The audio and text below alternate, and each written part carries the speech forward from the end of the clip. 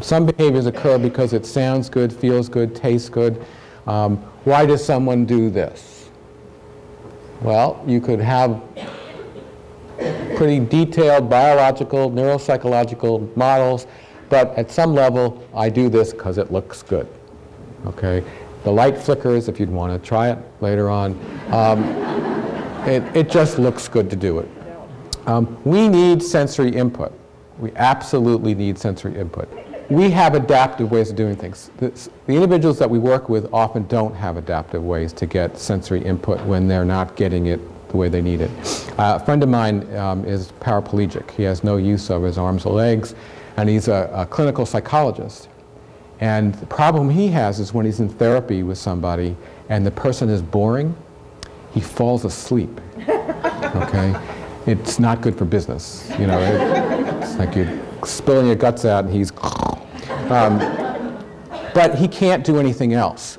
You start to shut down if you're not getting input. In fact, one of the things that you try to teach people as teachers is vary your input.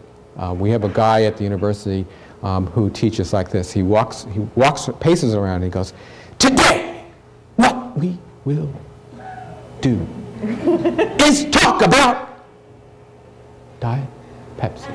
Now, you can't fall asleep in that class because you're kind of startled all the time. Well, you need sensory input, and some behaviors occur for sensory input. Now, some people question, could self-injury occur for sensory input?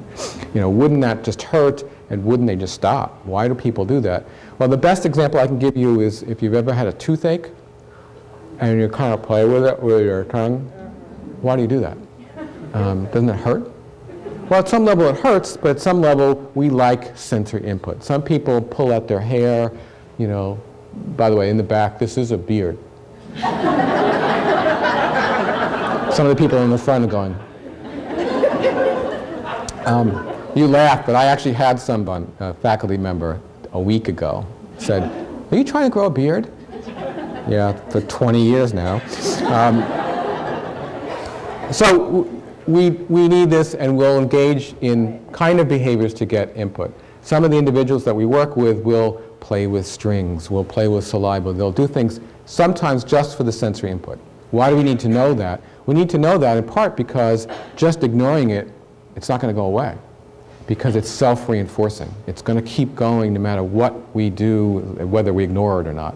So you have to know why it's occurring to know what to do. Okay.